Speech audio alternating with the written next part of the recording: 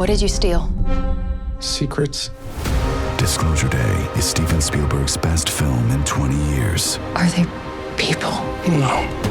Are they human? Oh my God. Spielberg does this better than anybody in history. I can see them. They're coming. Disclosure Day. Rated PG-13. Some material may be inappropriate for children under 13. In theaters Friday. Get tickets now.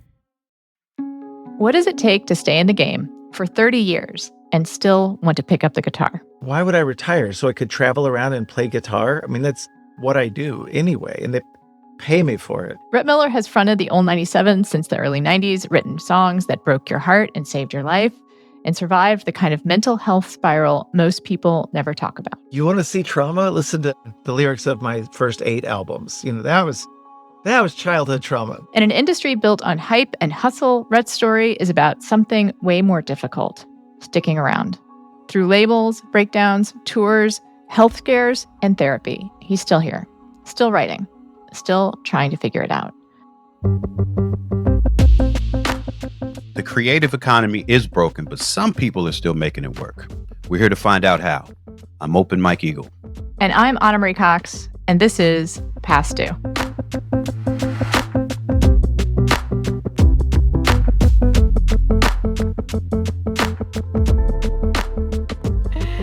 Hey, welcome to the show, Rhett. Hello, Anna. How are you?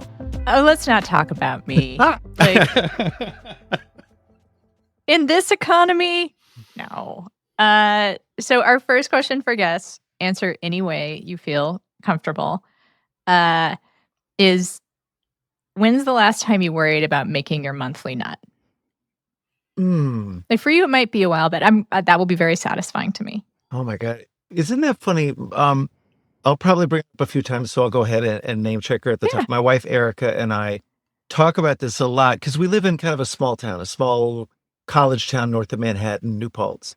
And folks think, not just in New Paltz, but I think in general, that someone who's had the longevity of the career I've had and put out as many records and done weird stuff, Guardians of the Galaxy we talked about before we started taping, they assume that I must do really well. And also, if you Google, what is the net worth celebrity net worth. Rhett Miller net yeah. worth. Oh, I want to Google it right now. Can I Google it right now? Gosh, those are the worst. It's insane. Okay, that'll be fun. I think they must figure up every penny I've ever earned in my whole life and then doubled it or whatever. Are you worth $3 million, Rhett?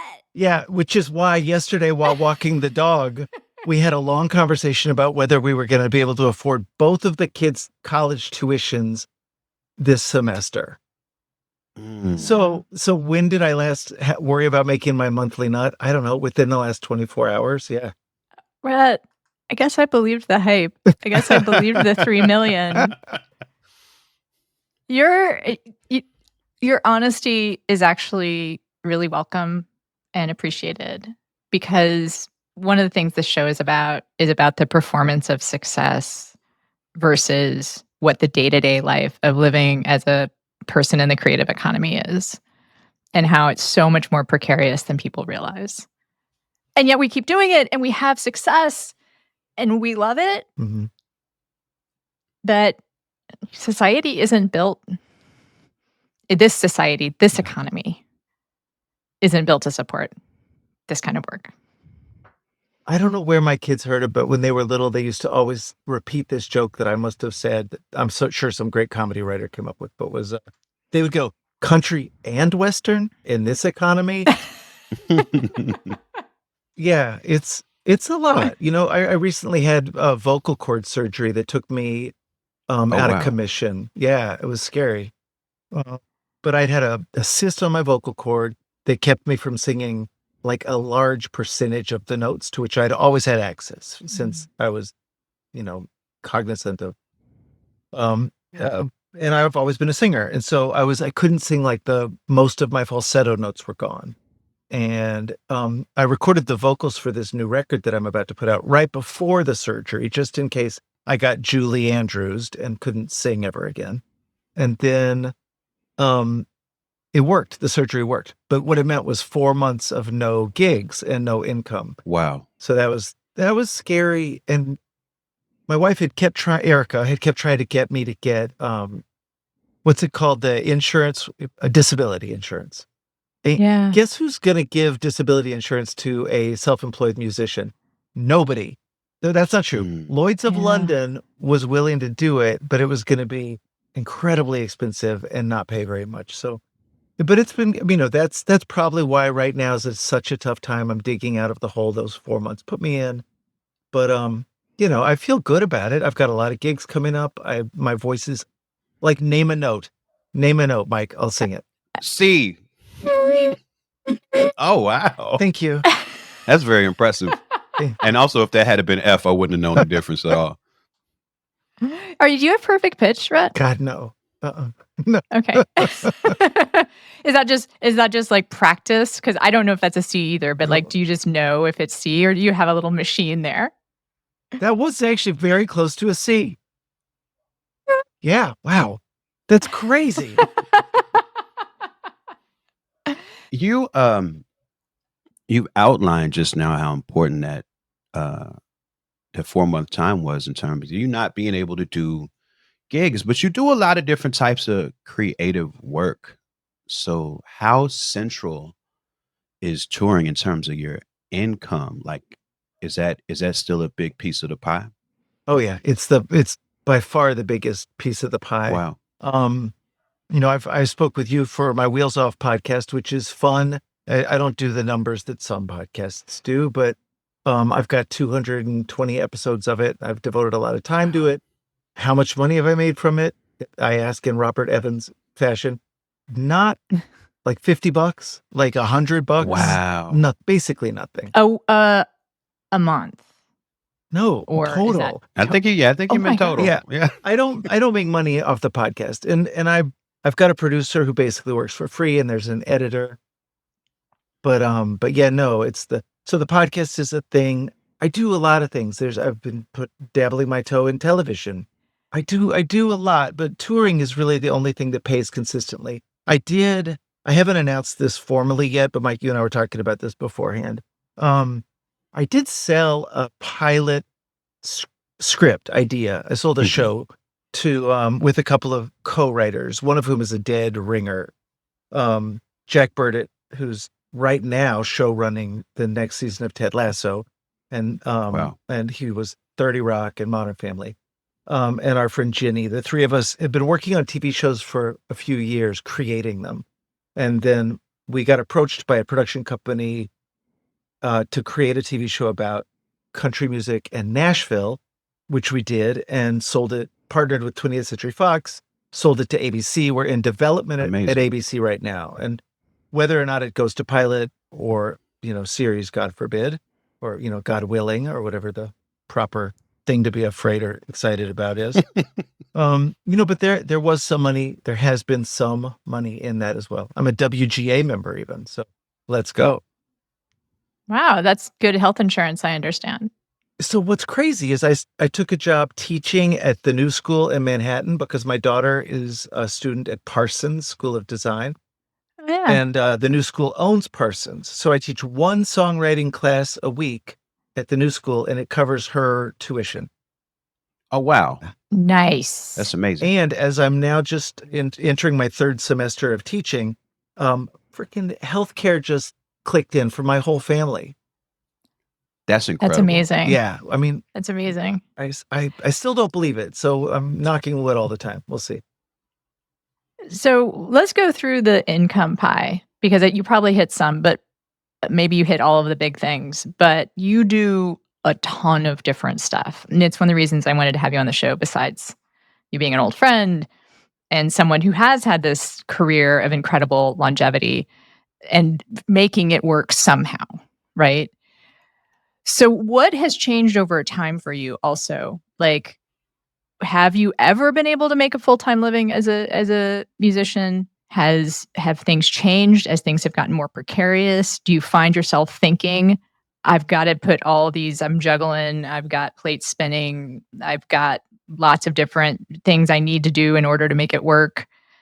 Like, what does that look like over time for you? I've made a full-time living as a musician since I was I mean, that's not true. I still would work in a restaurant up to about 93. So it's been 32 years of, That's amazing. yeah, not having a job. And, the extra stuff is hustling, writing the kids' books and writing for television. And I've written some for magazines, not that that's paying anybody a lot of dough. Um, I forget what the other hustles are. Oh yeah, teaching. The benefits are good. But yeah, the full-time living that comes from music was really good in the late 90s when I was on a major label maybe even through the late aughts. There was still kind of a lot of money just around for record labels and deals and publishing deals. That money is still there, but it's a lot more humble now, the amounts. Mm. Yeah, so it's harder now. I'm still able to do it. I'm in a house right now that I've been in for 22 years this month, and I've made every mortgage payment. Had to refinance a couple of times, but whatever. Life. I've put through two kids, halfway through college. That's amazing. Yeah, it goes on and on, but yeah, the hustle is real. Most of it's gig money, which means that I leave, which means that later I get to hear my now teenager, young adult kids talk about the trauma I inflicted on them by being gone so much. Oh, Is that let's pause on that for a second. I mean, I think that's something maybe we haven't talked about at all because we haven't talked to a lot of people with kids, actually, which is how being in the creative economy, one of the ways it looks like we're performing success is you have all this freedom, you have all this creative fulfillment, but it does come at a cost that people who work a jobby job, as I've always thought of them, don't see. You may have been joking, but I'm actually really curious about what the costs have been. No, I mean it's true that, and I do joke about my kids sort of outlining the trauma that they survived as children. I mean, because that's inevitable now. Like kids these days, they will tell you about the trauma that Right. you did to them. And I'm like, you want to see trauma? Listen to the lyrics of my first 8 albums. That was childhood trauma. But it is true that for me to make the living to keep us in this house and keep everybody going, I had to be gone like 200 days a year, more than wow. half. And and I missed them, and that was what contributed eventually to drinking more and more and feeling more disassociated from my family and even just from the reality of who I wanted to be as a human being. But so we were laughing last night that when COVID landed, the timing of that and being home for those couple of years solid, it was right when my kids were 13 and 15 years old for those couple of years. What a great time to not be able to leave your house, trauma from that aside. But I do have to leave. Other musicians I know take their kids with them is a big thing. Hmm. So there's choices that you make as a traveling performer or as a musician or even as just a person in the spotlight when you have kids. Do you make your kids part of your story or part of your stories, as it were? Do you put their faces on your feeds? I never did. I never have. I thought, I'm not judging the people that do that, except I didn't want to be one of those people. I didn't want to have my kids with no say in the matter being used as sort of pawns in my love me, love me, love me game. So, and then kind of hand in hand with that was where do you live? And we were in LA when Erica got pregnant with our eldest. And we looked around LA and it would have been great because I had so many friends and the Largo scene, as you know, Mike, that Largo scene is so not just the comics and musicians that are there all the time, but the people that come through and the directors and the writers and the access to Hollywood is so intense in that club that Flanagan has created. Not even a bad thing. It's actually a great thing. I would have had access to that all the time, but I didn't want to raise kids in Reseda. I didn't, nothing again against Reseda.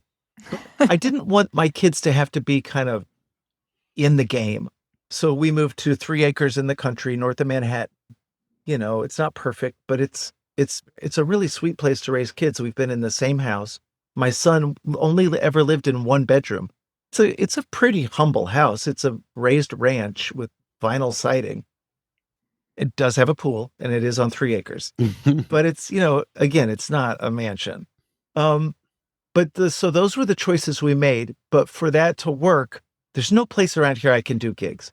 I'm going to drive 2.5 hours to an airport, fly 4 or 5 hours, be on tour for 3 weeks, come home. And they'll only know me as the dad in pajamas. They'll never be with me on a red carpet in a recording studio. So I kept it very separate, and that came at some cost of time spent with them. But I do feel like it made it so they were able to have a quote unquote normal childhood.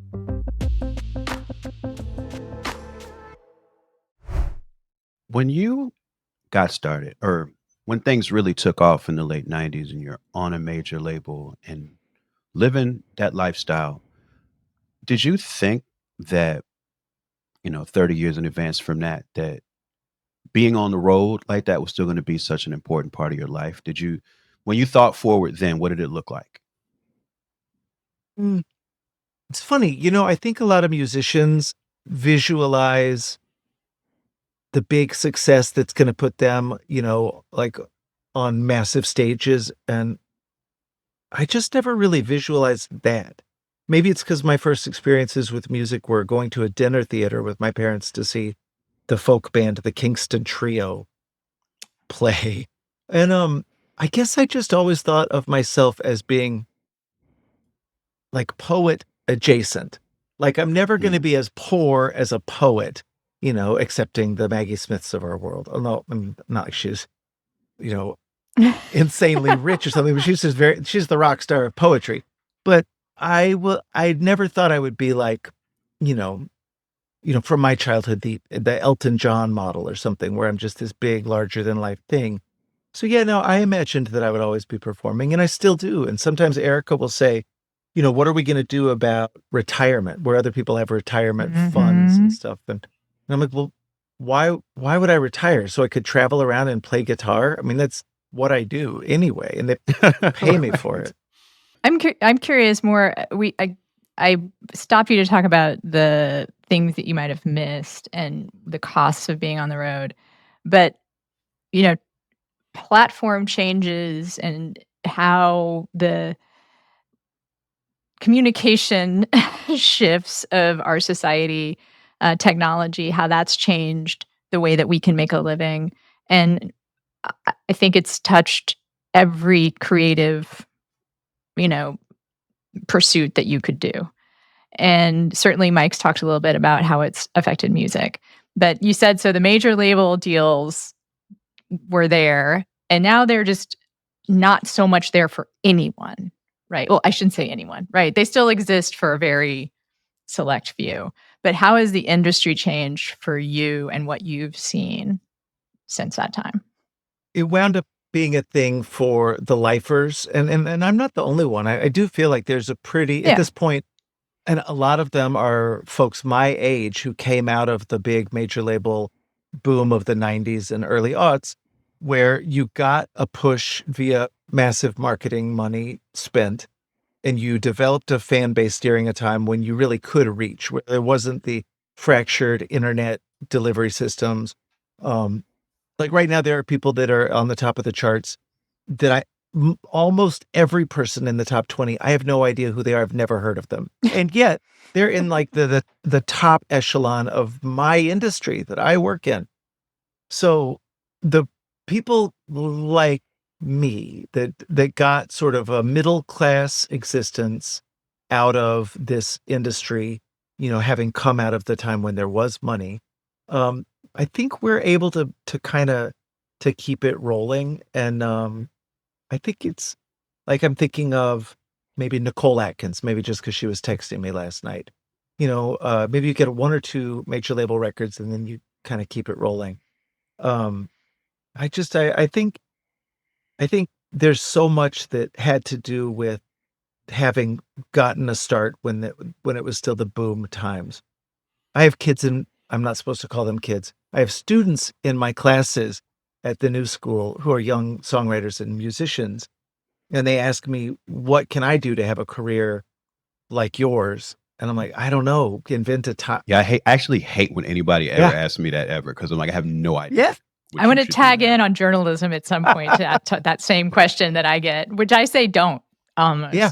Like I at this point, I don't actively try to discourage anyone, right? But I do say if what you're interested in is writing, become a writer. Mhm. Yes.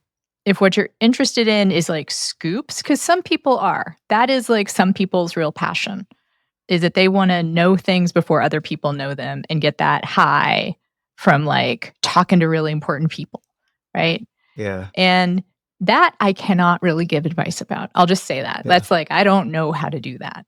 But I can tell you, I mean, and maybe I'm interested if this is something that can parallel for the musicians, which is that it's not that if you do something you love, you'll never work a day in your life. That's a lie.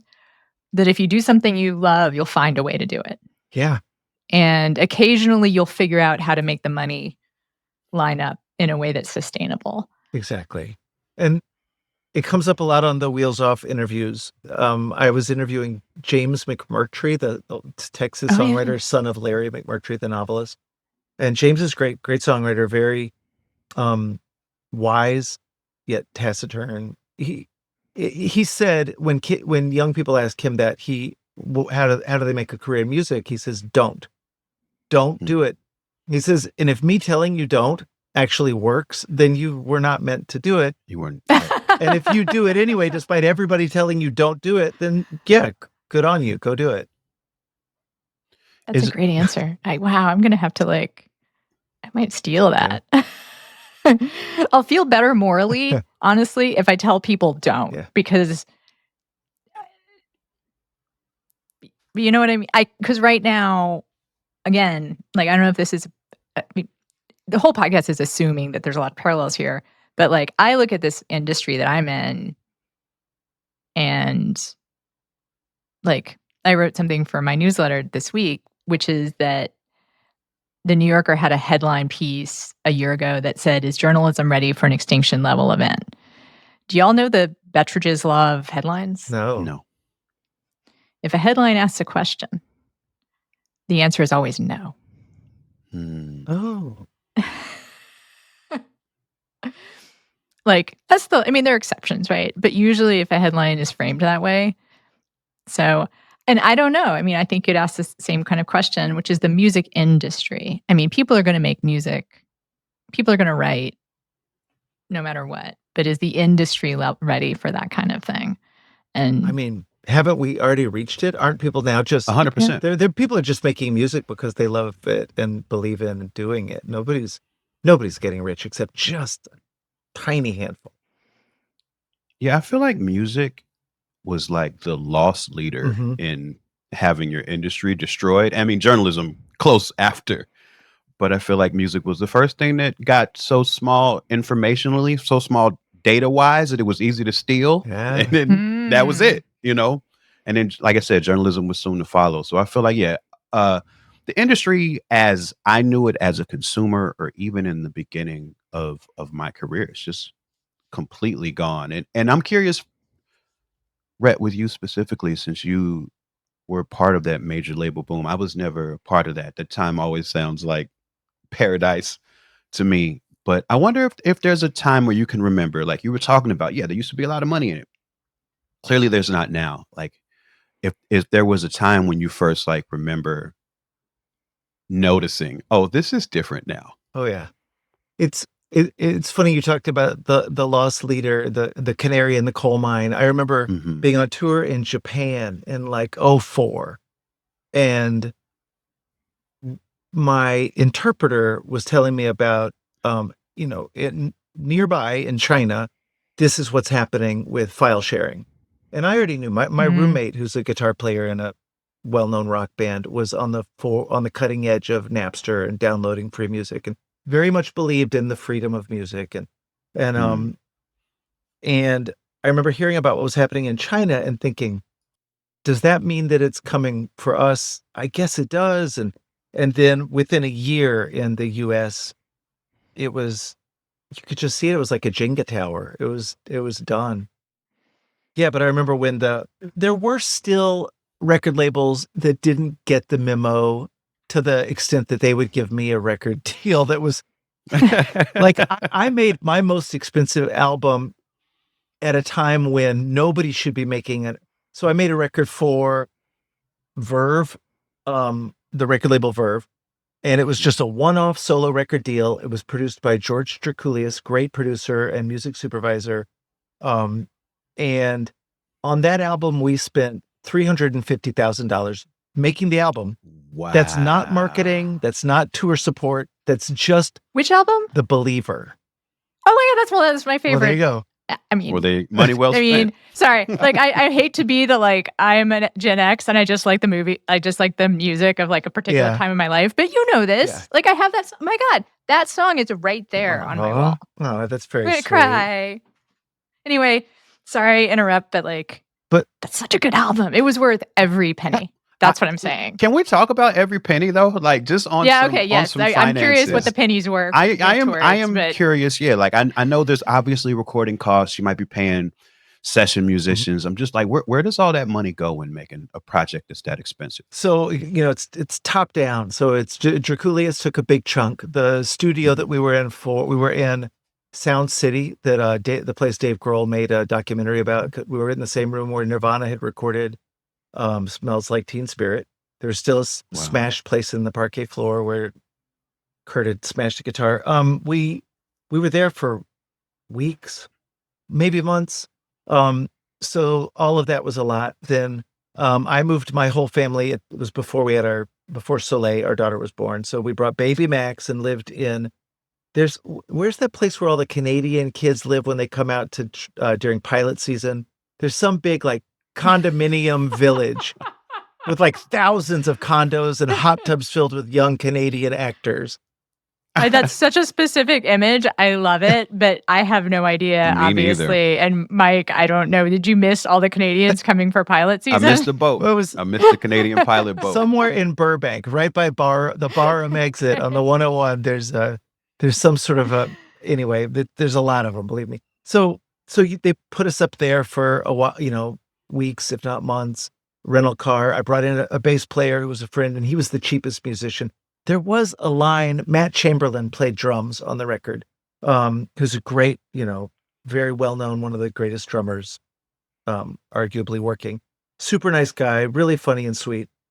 The last day of his time in the session, after he'd been in there for weeks, I was lamenting that he was leaving. I said, "I wish you could stay. You're such a cool guy, such a good friend."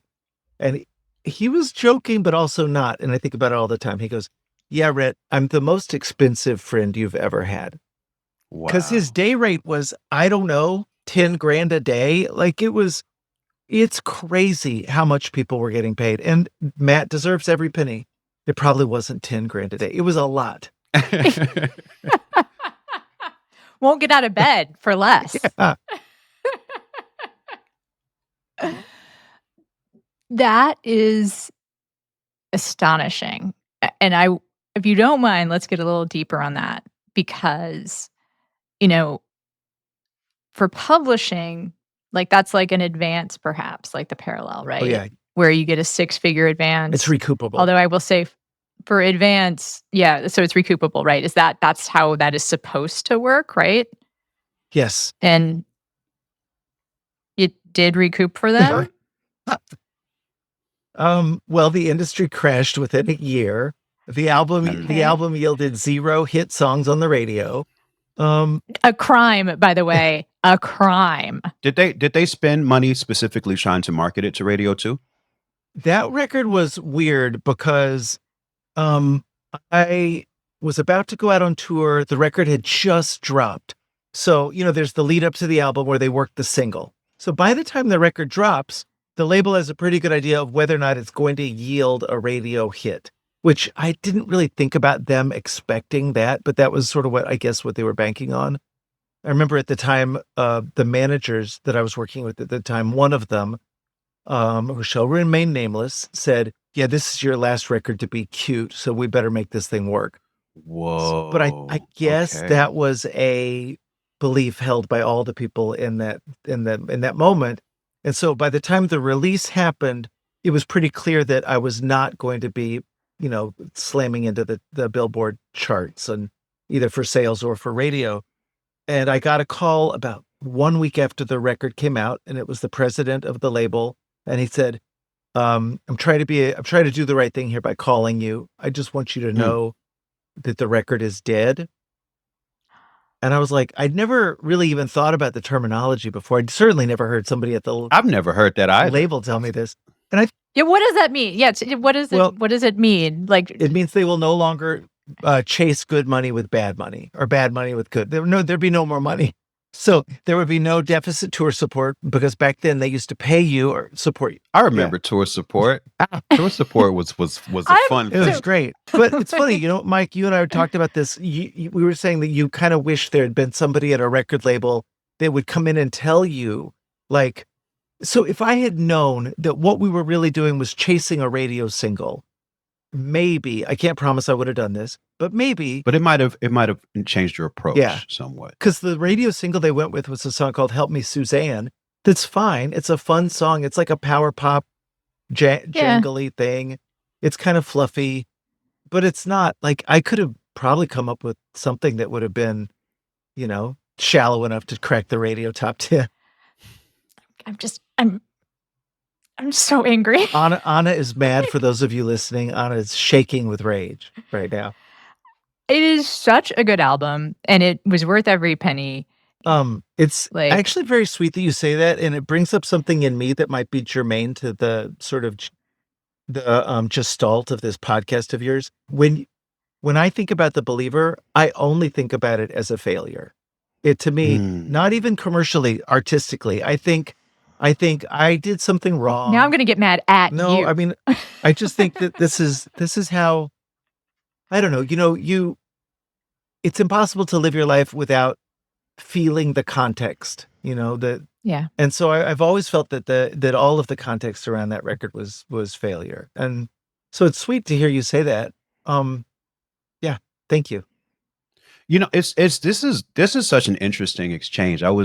Me and Rhett were talking a little bit before we started taping, and he was asking me how my tour had been going, and I said it's been great, except for these 3 shows that didn't go good, and that's all I can think about. It's those 3. So like on that side of the creator consumer dynamic, we get so wrapped up in our expectations or what we wanted to happen, and we can hyper fixate on when it didn't. Like I'm sure you've got some work that people love, but it didn't do what you wanted it to do, and you can't help but think of it that way.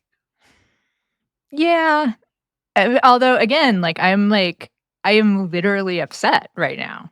Yeah. And that's the other side of the dynamic where like this work means so much to you, and you don't have the same experience with the soul crushing business aspect of it. So it's a whole different way to engage with it and feel about it after the fact. I'm so glad that I get to tell you this. Well, yeah, I mean, it means a lot. It's so funny too, because whenever I see somebody whose work I admire, I tell myself they don't want me to come harass them. But yet I've never no, I won't say I've never been annoyed by somebody walking up. Sometimes there's somebody that that's what they do. They push your buttons, but 99% of the time it's great. Especially if my kids are with me. Like I said, they don't see me as a person that could stand in front of. I remember once when they were young, I flew them to Texas with me for an album release show, and we played in front of 3,000 people. And they stood on the side of the stage, and it was just, they couldn't even process it. They didn't like it. They didn't think it was they were against it. And it was years before they were willing to even go back. And even then, neither one of them admitted to me that they listened to my music and liked anything that I did musically until they were out of high school, out of the house. And it's really sweet now because they're all of a sudden they're discovering my work, and Max will call me up and he goes, I may or may not be a little bit stoned right now, but I just listened to Fight Songs, and that song Lonely Holiday. He goes, Dad, I can't believe you wrote that song. And I'm like, yeah, I was going through a lot when I wrote that song. One of the greatest songs. I have a 16-year-old, and I'm currently in that void of engagement with my work phase. So it's nice to know that I might have those moments to look forward to where he's somewhere stoned Yeah. and listening to my old work. That's a nice thought. I was just gonna say, Mike, you've got some work that'll do really well whenever that's your son takes a hit of weed. I'm gonna hang my hat on that. Let's talk about audience connection, because that is so important, especially when the bucks aren't rolling in. Oh, that's important then too. You have a Substack, you have a podcast, like you do tour. So what part does like immediate fan connection play in your life? Sometimes that's cool, sometimes it's not. It doesn't have to be immediate, like they're talking to you, I guess, but like feeding that. I should be better at it, and the word "should" is complicated there for me. My career would probably benefit from a higher level of engagement on my part. For instance, today, the day we're taping this, was the day that my new solo album was announced. So, in order to Congratulations! Thanks. In order to have the announcement come from me, I re-downloaded the Instagram app onto my phone. I haven't interacted with Facebook in years, except that my Instagram feeds it the Facebook. I've been off Twitter forever. Since the election in November, I've had Instagram off my phone for the most part as well. Every 2 weeks when I have an episode drop of Wheels Off, I'll create the asset. Well, they send me the asset. I'll create a little quote. I'll download Instagram. I'll put the quote on there. I'll spend 3 hours scrolling as spamming talks, as my kids say, even though I've never been on TikTok. Dad, I'm just spamming talks. Spamming, like Mike, you want to explain it to her? Email spamming, but that's the word they use. I mean, yeah, but it's, anytime you're pressing anything, you're pushing anything over and over again. Spam it. Daddle. So it's bad. The algorithms and the feeds definitely do something to me that's like what my addictive personality wants. And so I've had to get rid of it. And it's been really good for me personally, but I am not now interacting with fans except maybe after a solo gig if I do an autograph signing at the merch table. Like my level of engagement is so low.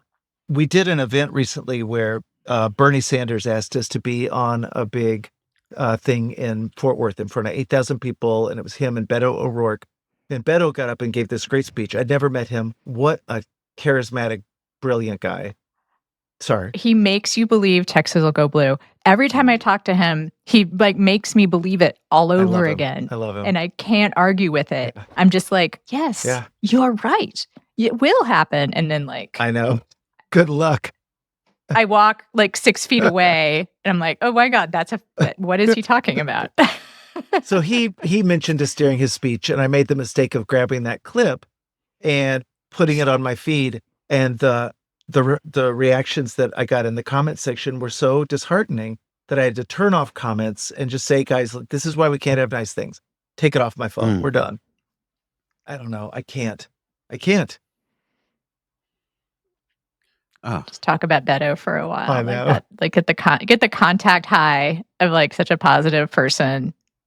But, well, I guess I very much get like the not wanting to have like the one-on-one with folks and the resistance to, I don't know if this is a way to think about it, but being a brand, like that's advice that I've gotten before is like, you got to tend to the thing you're known for.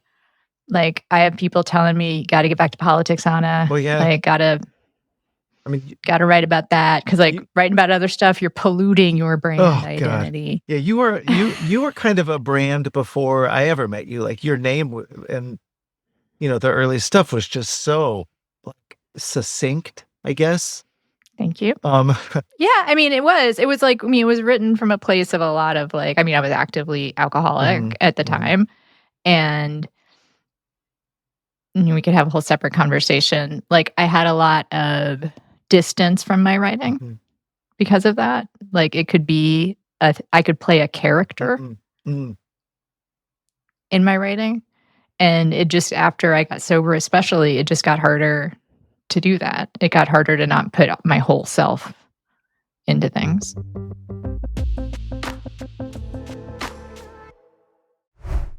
If you're enjoying this conversation, we've got more waiting for you on our Patreon.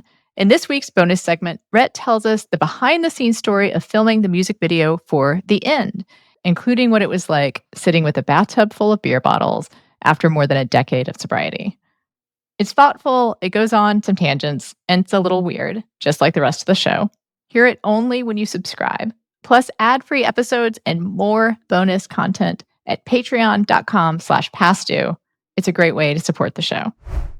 I really was hoping you were going to tell the James Gunn Christmas special story. It's too far away from Christmas for you to tell that story, but I hope people seek out that little Christmas in August. Well, I do think I think there is a little lesson. I don't have to tell the whole story if that's all right, but there's a little lesson that I think would be useful for your listeners, which is I've been friends with James Gunn for years, since before he was James Gunn as we know him. He was just making his first movie, and he was going to use our song as the closing credits, and he introduced himself at a publishing company event, and we became friends and stayed friends, and I got to watch his ascent and see him sort of become who he is now. And he's worked his ass off. Like, you talk about the things that you sacrifice in order to fulfill your dreams. Like, he's been doing that for decades now. And so I'm, now that he is who he is, it's crazy to be around him. And I went and visited, like in 2019, I went by and visited the set of Suicide Squad. They were filming on a soundstage outside Atlanta, and they had built a rainforest in the soundstage. And that movie, that day, he had John Cena and Idris Elba and on and on. It was all the stars. And as they walked out of the shot, sitting in Video Village, watching them shooting over and over, and as they walked out of the shot, he introduced me to each of them and said, Wow. This is Rhett Miller. He sings in my favorite band, the greatest rock and roll band in the world. And they were all nice. Everybody left. And by the end of that day, not only was I blown away by seeing now the level at which James was working, but I was also realizing, he doesn't think of me as some annoying guy that hit him up to visit the set that day. My work over the years has meant something to him and still does, despite the fact that he is now at a much higher level than when I first met him. So even though I was nervous to say it, at the end of that day, I said to him, look, I admire what you're doing so much. And if there's ever any space in your world for me, I'll do whatever you want. I would love to collaborate with you. I would love to be a part of this. I just think I believe in what you're doing. I think you're so brilliant and cool, and whatever. If you can ever fit me in, I'm up for it. And I felt a little stupid. It's not something I would normally do to put myself out there. I felt very vulnerable. He was cool about it. And then 6 months later, he called and said, I've got this idea for a holiday special. Disney wants me to do a Guardians holiday special. Would you be willing to write a song with me? And then you and your band come in and play an alien rock band in the show. And I couldn't say yes fast enough. And it was so fun. We wrote 7 versions of the song because he wanted it to be really dark, and Disney didn't. So there's some versions we did not use that someday I'll put out that are pretty insane. But yeah, that was incredible. And that wound up being such a great thing. And I don't know that it would have happened if I hadn't done the thing I didn't want to do and just said, use me. I want to do this. I'm up for it. I lost a creative friend and sort of mentor recently. He passed away earlier this year. Sorry. But what made me think of that right now was that one of my great regrets is that me and him were always supposed to work together. But I was always really cool about it. Like, oh, it'll happen when it happens. And now he's gone. And so that's given me so much fuel to be very intentional about reaching out to people that are within arm's reach that I have any sort of interest in, really, and just telling them like, yo, I would really like to do something together, because you just don't know when you don't know when you won't have that opportunity anymore. That's what became clear to me. But they're not going to stop being friends with you because you said that. And they may say yes. It took me a while to realize that, I think it might have been because I did so much of my early career in Washington, where when people tell you they love your work, they don't mean it. Like, there's a lot of gassing up, because you're making connections like that. That world is really, I think, transactional in a way. Like maybe LA is the same. I don't know, but It is. like it's a different. But that most people, when they tell you they love your work, mean it. Like it is absolute. No one says that outside of these very specific transactional, contexts. Like a normal person who says, I love what you're doing. And especially if they do it like to the third party. Like, see, I'm like in a teary mood today. Yeah. Like David Carr once introduced me to a bunch of people being like, this is Anna Marie Cox. She's one of the best writers I know. Wow. And like, I was just like, well, he's a former heroin addict. Like, he's just being goofy. Right. And people don't say that kind of thing. Right. Without meaning it. It's funny for me to even retell you that story. Like I get like weird about it. It makes me it makes me sad that your instinct is to not believe that, and mine is too. Yeah. Yeah. Mike, do people how are you with like normal people telling you how much they love your work? I mean, it's one of the great benefits of doing concerts. It's one of the great. It's like that's the thing. Like nobody has paid $30 to come there and lie to me about what something meant to them. So when they're standing in line to speak to me, when they got kids at home, they got a babysitter to relieve. Like they mean it. Yeah. Like they really came there to say it. So I opened my heart like Optimus Prime and I put it right. Yeah. Put it right in me. Oh. Put it right in me. But we're gonna wrap this up, but one of the most important parts of our show being that we're helping people navigate this economy as creatives is that we give our guests the opportunity to plug any way that people can support and engage with their work. So with that, Rhett, the floor is yours. I'll be on tour as a solo headliner to support the new album that is just now getting announced. The album's called A Lifetime of Writing by Night. I start on the West Coast in October, and I'll be going into January I'll be going forever doing gigs, but the album release tour is, for the next 3 or 4 months. I have a Substack that I try to, maintain. I don't want to do too much, and I'm certainly not, but I definitely want to do enough that people feel like they're, like they're getting a value for it. I am on Instagram at the moment. We'll see if that stays.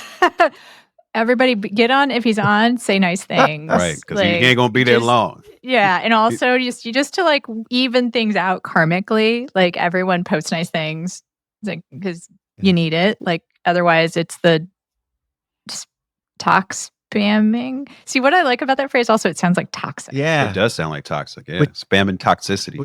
Oh, that's right. Yeah. Spam and tox. So. These are the best things. So my son will be laying in his bed looking at his phone, and I'll say, "What are you doing?" He'll go, "Spamming talks." Yeah, and then my daughter Soleil, she'll be doing the same thing. I'll say, "What are you doing?" She'll go, "I got the itis." I got the itis. Wow. You don't want the itis, Anna. I said also, is that like the itis? Because that would be a great pun. Like I have the I, like the ego. Like I'm doing this for the ego. Like, is that not what they mean? I don't know. I'm old. It's so funny. Culturally, in Black American culture, that means something very specific. That is not what she means. Are you allowed to share what it means? It is a colloquial term that has the N-word slur in it, and it's how you feel right after you've eaten. And it's a terrible thing to say, but that's the itis is a shortened version of how it's said. I shouldn't even be telling y'all this. You're doing the translator. But no, you know what? Y'all don't need these recipes. You know what I'm saying? No, we don't. Okay, Mike, you know me. You know me a little bit. Do you think I'm going to go around like no? I know. Like, do you think absolutely this is going to become a part of my vocabulary? Absolutely. That is not. My fear has nothing to do with what you will do with this information. It's just like my responsibility. Like, should I even be explaining this? No. It's that sort of. Is it like is there like a? I'm not even going to Google it. Please don't. You don't want that in your search history at all. Like, part of me is like, is there some kind of like treaty about African American vernacular that like there's like everybody has a meeting where they're like, okay, this is what we're allowed to share. I wish there were. This is I wish we did have a meeting. I wish there was a memo that got sent around quarterly. It's not. We're all flying by the seat of our pants, you know? All right. Rhett, do you have anything else? You are teaching. If anyone's taking classes at the new school, Yeah. I understand that they could. Undergrads. You're teaching song. I've still got these 2 kids' books that are out, and one of them is a book called No More Poems. They're both illustrated by the Caldecott and National Book Award-winning illustrator Dan Santat, who's beyond incredible. And the book No More Poems is the one that's like a Shel Silverstein style book of, kids' poems. And they're a little racy to the point where one of them made me the subject of an internet mob, like a bunch of Midwest moms, got me pulled from the Costco shelves in my first week of release. They torpedoed my Amazon reviews. I have a poem in there that's a little bit inspired by the recently deceased Tom Lehrer, who had a song called The Irish Ballad, which lists a way that the daughter in this Irish family murders all of the different family members. In my poem, the father is begging the older daughter not to murder her younger brother because he's so annoying. And it's obviously very silly. Like, please don't drown your brother in the bathtub, sweetie pea. He can be a twerp sometimes. I know, believe you me. But if you dunk him 3 times and he only comes up 2, the cops will be all over us. There's nothing I can do. That's the vibe of the poem. Now, imagine if you maybe grew up, and this is me trying to be really generous to the people that I feel like have wronged me. Imagine that you grew up in an unsafe household where there was violence, or maybe you experienced firsthand something really bad like that. You could be triggered by a poem that treats that kind of violence with such flippancy. So I think that's what happened, but it was really bad. My point is that over the years since the book came out, that's gone away, even though I'm now bringing it up on the podcast. But the book has really started doing really well. Like, it continues to sell, and in a way it's gotten more and more. So I just think it's a really fun book. And of all the things that I've done, I'm actually really proud of it, because writing a book with all these kids' poems in it that are subversive and funny, but also, I really tried to speak to kids as if I assumed a level of intelligence on the part of the kids that I think they don't get a lot, but they do deserve. So I highly recommend that.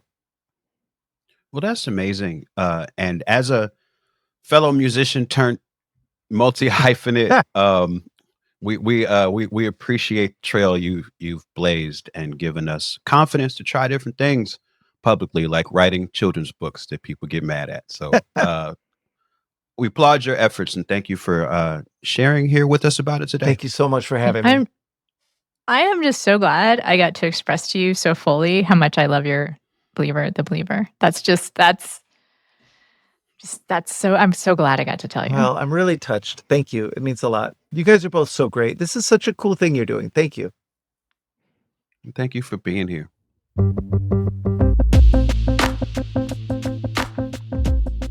Past Due is hosted by Anna Marie Cox and Open Mike Eagle. It's produced by Andrew Steven. You can find more at pastduepodcast.com.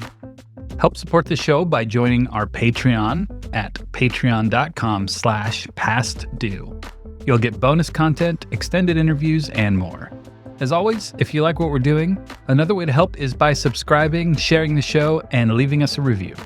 Thanks for listening.